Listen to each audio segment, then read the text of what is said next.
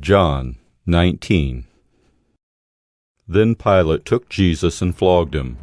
And the soldiers twisted together a crown of thorns and put it on his head, and arrayed him in a purple robe.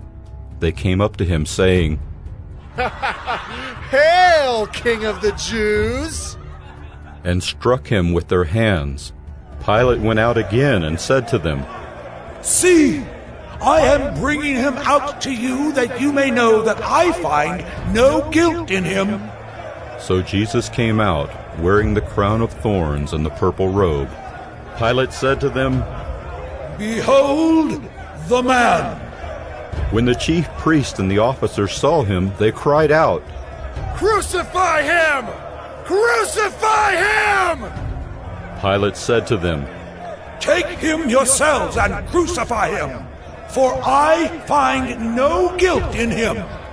The Jews answered him, "We have a law, and according to that law he ought to die, because he has made himself the Son of God." When Pilate heard this statement, he was even more afraid. He entered his headquarters again and said to Jesus, "Where are you from?" But Jesus gave him no answer. So Pilate said to him, "You will not speak to me? Do you not know that I have authority to release you and authority to crucify you?" Jesus answered him, "You would have no authority over me at all, unless it had been given you from above. Therefore he who delivered me over to you has the greater sin." From then on, Pilate sought to release him, but the Jews cried out, "If you release this man, you are not Caesar's friend. Everyone who makes himself a king opposes Caesar!"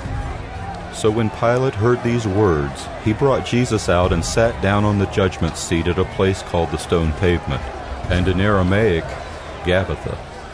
Now it was the day of preparation of the Passover. It was about the 6th hour. He said to the Jews, "Behold your king!" They cried out, "Away with him! Away with him! Crucify him!" Pilate said to them, "Shall I crucify your king?"